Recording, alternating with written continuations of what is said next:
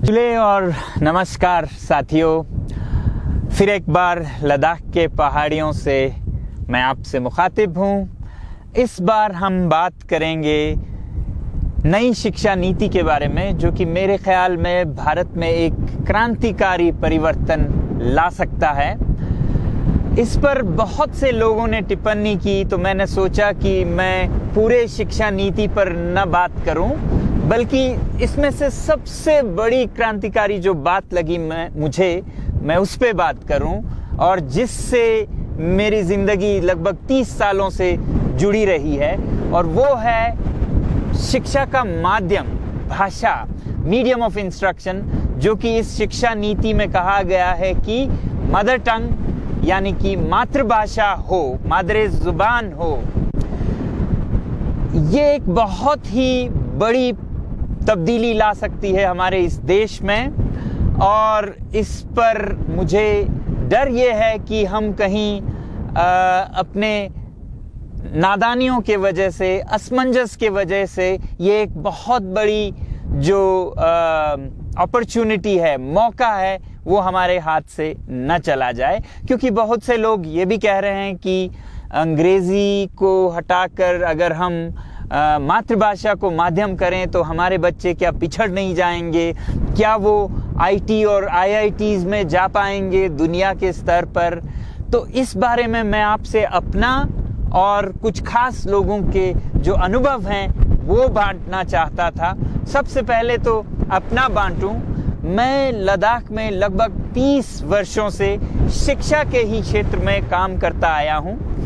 जब मैं इंजीनियरिंग कर रहा था उस दौरान और उसके ठीक बाद से ही लद्दाख के शिक्षा के हालात को सुधारने में लगा रहा, और हालात उस समय 80 के दशक में कुछ इस तरह का था जहां की बच्चे शिक्षा के भार के नीचे दबे जा रहे थे और सीख बहुत कम रहे थे, बल्कि जो कुछ यहाँ का पर्यावरण और यहाँ की संस्कृति सिखाती है वो भी भूल रहे थे।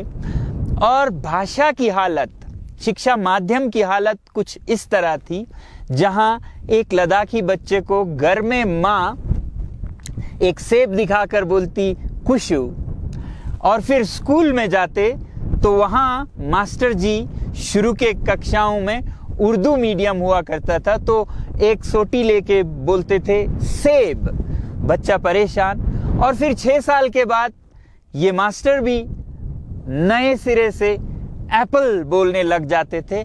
बच्चे बिल्कुल परेशान और पिस जाते थे इस प्रणाली में, और हैरानी की बात नहीं है कि फेल हो जाते थे लगभग 95%।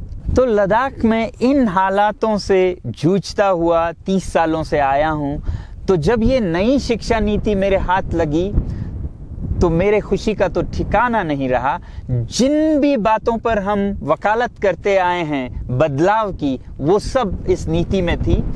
हाँ, कुछ चीज़ें बहस के लिए भी हैं, खासकर उच्च शिक्षा के बारे में, मगर ये तो होनी भी चाहिए, जिस पे कि मैं अगले किसी अंक में बात करूंगा। मगर सबसे बड़ा परिवर्तन, क्रांतिकारी परिवर्तन मुझे लगा ये कि इस दस्तावेज में मातृभाषा को माध्यम, मीडियम ऑफ इंस्ट्रक्शन बनाने की बात कही गई है। अब मातृभाषा दिल्ली में हिंदी हो सकती है, तो पंजाब में पंजाबी, तो तमिलनाडु में तमिल और बंगाल में बंगाली। यही खूबसूरती है भारत की विविधता को बनाए रखने की और बच्चों को अच्छी तरह से हर ज्ञान का पकड़ बनाने की। अब कुछ लोग ये भी कह रहे हैं कि ये एक विवादास्पद, कंट्रोवर्शियल बात है कि अंग्रेजी पर हमारा अगर पकड़ चला जाए तो हमारे बच्चे पिछड़ जाएंगे। ये मैं कई बार कहता आया हूँ कि जिन देशों के बच्चे मातृभाषा में पढ़ते हैं उनकी सूझबूझ और क्षमता कहीं ज़्यादा होती है उन बच्चों से जिन्हें ज़बरदस्ती अंग्रेजी में पढ़ना पड़ता है, जबकि माहौल में अंग्रेजी नहीं हो। तो कुछ लोगों का मानना ये है, या भ्रम ये है, कि अंग्रेजी माध्यम न रहे तो हमारी अंग्रेजी पे पकड़ नहीं रहेगी, हम आईआईटीज़ में नहीं जा पाएंगे, हमारा विकास कम हो जाएगा। तो भ्रम तो एक तरफ, आंकड़ों पे जाते हैं। आइए देखते हैं विश्व के कैसे देश कैसा विकास कर रहे हैं। आप ही बताइएगा, इनमें से दुनिया के सबसे आर्थिक रूप में सफल और अमीर 20 देश भाषा के दृष्टि से क्या प्रयोग करते हैं। तो नंबर 1 पे स्विट्जरलैंड है, जहां पर मातृभाषा उनकी जर्मन, फ्रेंच और इटालियन है, वही प्रयोग करते हैं। और नंबर 2 पे नॉर्वे, जहां पर नॉर्वेजियन भाषा का प्रयोग होता है, अंग्रेजी नहीं। और नंबर 3 पे यूनाइटेड स्टेट्स है, जहां अंग्रेजी वाकई बोली जाती है हर घर घर में, तो उस माध्यम का, उस मातृभाषा का प्रयोग करते हैं। इसी तरह अगर हम डेनमार्क, सिंगापुर, स्वीडन, ऑस्ट्रेलिया का देखें तो यहाँ जो भाषाएं बोली जाती हैं वही कक्षाओं में और दफ्तरों में प्रयोग की जाती है, और 20वें नंबर तक।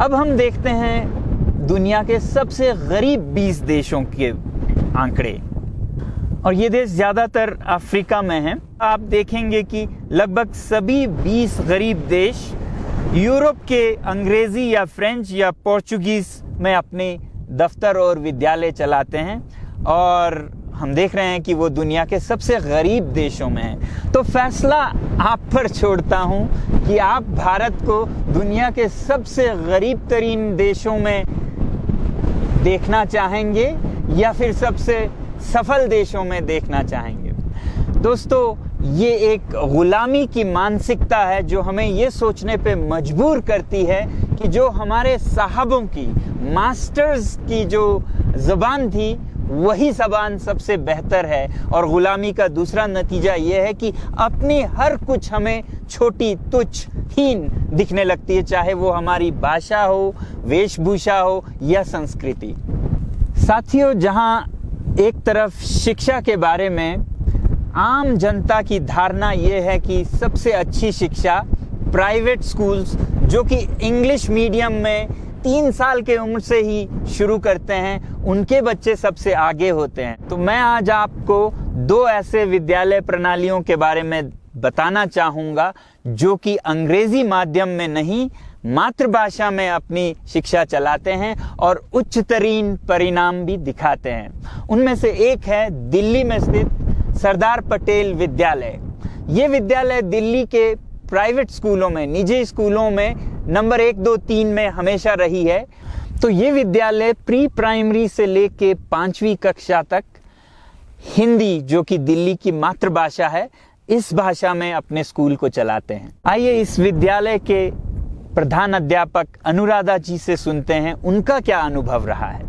जितने भी शिक्षा की नीति चलाने वाले हैं या शिक्षा को के जानकार हैं, वो अरसे से जानते आए हैं और मानते आए हैं और बोलते आए हैं कि जब शिक्षा प्राथमिक शाला में जो शिक्षा होती है, अगर वो मातृभाषा में होती है तो एक तो बहुत स्वाभाविक रूप से बच्चा सीखता है, और दूसरा शिक्षा गहन होती है और दूर तक जाती है। कि अगर बच्चा अमूमन 3 साल पहले स्कूल आने से 3.5 साल पहले माँ और पिताजी या घर पे एक भाषा बोले, जो हिंदुस्तान में अक्सर अंग्रेजी नहीं होती है, महज 2% तबका होगा जो अंग्रेजी बोलता है।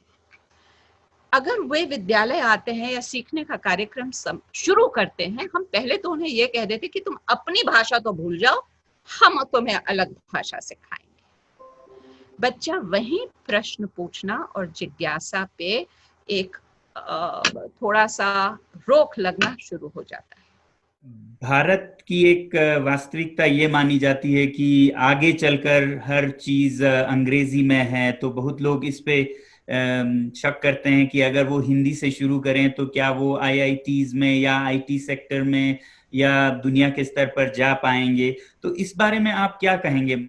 आप इंजीनियरिंग और आईआईटी छोड़िए, अगर मैं रोड स्कॉलर्स की भी बात करूं, I think we will be one of the few schools in the country with the largest number of Rhodes Scholars. तो ये था सरदार पटेल विद्यालय। मगर आप में से कुछ लोग ये कह सकते हैं ये तो एलीट स्कूल है, उच्च स्तर के लोगों की विद्यालय है, ये तो कुछ भी कर लेते हैं। तो अब मैं आपको एक ऐसा उदाहरण देने जा रहा हूं जिसको देखकर आपकी धारणाएं सदा के लिए बदल जाएंगी। ये उदाहरण है उन तिब्बती शरणार्थियों के जो कि 1960 के दशक में शरणार्थी के रूप में खाली हाथ आए तिब्बत से और सड़कों पर खेतों में मजदूरी करने लगे और गर्मी को ना सह पाते हुए हजारों जाने गई और हजारों बच्चे अनाथ हुए। इनसे बदतर हालत तो अब किसी की हो नहीं सकती है, मगर परम पूज्य दलाई लामा जी के नेतृत्व में और अमा जित्सुन पेमा जो उनकी बहन हैं, उनके कार्य संचालन में जो प्रगति तिब्बतियों ने की भारत में रहते हुए, वो देखने लायक है। भारत आने के 10-12 वर्षों में थोड़े से स्थापित होने लगे, अपने बच्चों के लिए विद्यालय बनाने लगे और शुरू में तिब्बती विद्यालय अंग्रेजी माध्यम में चलाए जाते थे और अच्छे विद्यालय बन गए थे। मगर फिर 80 के दशक में उन्होंने एक बहुत ही अजीबोगरीब कदम उठाया। अंग्रेजी से मुड़कर वो अपने विद्यालयों को तिब्बती मातृभाषा में चलाने लगे, जिसमें कि गणित यानी कि मैथ, साइंस, ज्योग्राफी, ये सब विषय तिब्बती भाषा में सिखाने लगे। तो ऐसा करने में क्या उनके बच्चों को नुकसान हुआ या फायदा हुआ, आइए सुनते हैं अमा जित्सुन पेमा के जुबानी। In 1986, we started with first class, class 1 with the medium of Tibetan language, maths, English, social studies, all that into Tibetan. And then each year we added one class more, and then we took it up to the 5th class level. From 86 till 86 till 90, it was all up to class 5. And then once they reached the 5th class, then they switched to English language. We had to switch to English language because of the fact that, in class 8 and in class 10 and in class 12, they have to sit for the board exams. So the teachers were very concerned. And anyway, when we first introduced through medium of Tibetan language, many of the teachers, they were not favorable to this. And they said that we were doing something stupid because the children have to sit for exams for class 8 and 10 and 12 in English language. But anyhow, we insisted up to the class primary school level, we will do it in Tibetan. And then the first year, second year, by the third year, the teachers realized that teaching the children through their mother tongue was a wonderful thing because the children were learning by understanding. When you teach the children in a foreign language, they don't understand what you're teaching them. So when you teach them in their mother tongue, then the children understood what they were learning. They were no longer learning like parrots. They were learning by understanding. And when they understood what they were learning, then the children asked more questions. And when they asked more questions, they were even learning more. So with the Tibetan language, it went up to class 5. Then from class 5, but along from class 1, even from kindergarten, we always taught English as a strong second language. So the children were learning, Tibetan and English simultaneously from kindergarten. Then when they reached class 4, they were taught Hindi. So by the time they were in class 5, they were taught 3 languages. When they reached 6th class and we switched over to English language, there was no problem because the children's knowledge was firm. They had a good foundation and in whatever they were learning in all the subjects. And once you have a good foundation in your understanding of maths and English or history or anything, if you have a good foundation, to switch over to another language was no problem. Wonderful, Amala. So you were talking about there were some criticisms from teachers, and were there criticisms from other people also, like we see today, that the English may become weak and they may not perform as well if it is mother tongue? Were there such criticisms in the beginning, and how did you handle? Well, most teachers in India, once you have a teacher's training, they are all very textbook oriented teachers. So when they're textbook oriented teachers, the main thing they're concerned is the children doing their exams.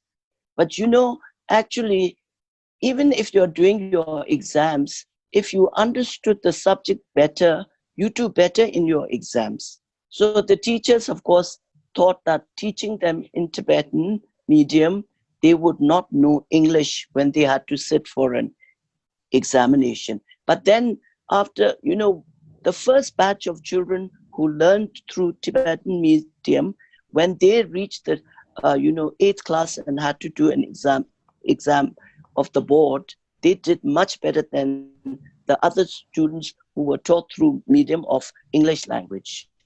Because, and what does this prove? This proves that if you understand what you're learning, that stays with you. But if you learn like a parrot and just repeat, then I think you forget it quicker. So that way, now today, the teachers all appreciate this system, teaching through mother tongue. अब आप में से कुछ लोग सोच रहे होंगे, चलिए तिब्बती मातृभाषा में विद्यालय चलाया, तिब्बती संस्कृति को संजोए रखा, मगर फिर 12वीं कक्षा के नतीजों का क्या हुआ? क्योंकि आखिर तो उस पे हमें ध्यान देना है और उस पे ही हमारे दाखिले एडमिशन्स होते हैं। तो ज़रा देखिएगा, ये नतीजे बता रहे हैं कि भारत में ये शरणार्थी जो खाली हाथ आए थे 60 साल पहले, और आज उनके विद्यालय भारतीय विद्यालयों से भी आगे निकल चुकी है। तो साथियों, मैं ये मानता हूँ कि अंग्रेज़ी भाषा आजकल बहुत ज़रूरी बन गई है और हमारे हर बच्चे को इस भाषा पर पकड़ होनी चाहिए। मगर भाषा सीखने का मतलब ये नहीं है कि उसे माध्यम बनाया जाए। मीडियम ऑफ इंस्ट्रक्शन बिल्कुल अलग चीज़ है। ये वो भाषा है जिससे कि हर दरवाजे को खोला जा सकता है, पूरे दुनिया को समझने और देखने की एक चाबी है। तो वो भाषा होनी चाहिए जो आपके इर्द गिर्द, आपके घर में, बाहर सब बोलते हैं, वो है आपकी मातृभाषा। और अगर मातृभाषा में आप स्थिर हो जाएं तो दुनिया में बहुत से शोध हुए हैं, स्टडीज हुए हैं, हार्वर्ड से लेके बहुत यूनिवर्सिटीज में, जो ये साबित करते हैं कि अगर आपके बच्चे की पकड़ एक भाषा पर यानी कि अपने भाषा पर मजबूत हो तो दूसरी भाषा को हासिल करना बहुत ही आसान हो जाता है। और इसीलिए यूनाइटेड नेशंस ने तो ये कहा है कि हर बच्चे को मातृभाषा में शिक्षा पाने का अधिकार होना चाहिए। तो जब बच्चे बिना गिल्ट या गिलानी के अपनी भाषा में खुली आज़ादी के साथ सोच सकते हैं तो वो सही मानों में एंटरप्रेन्योर्स, इनोवेटर्स, ओरिजिनल थिंकर्स बन सकते हैं। तो आइए, ये जो एक बहुत ही बड़ा मौका इस न्यू एजुकेशन पॉलिसी के माध्यम से हमें मिल रहा है भारत की शिक्षा स्थिति को फिर से पटरी पर लाने का, उसे हम न गंवाएं। और अगर हमारे बच्चे इस पथ पे जाएं तो मेरा ये यकीन है कि कुछ ही सालों में भारत एक शक्ति नहीं बल्कि महाशक्ति बन सकता है। जय हिंद।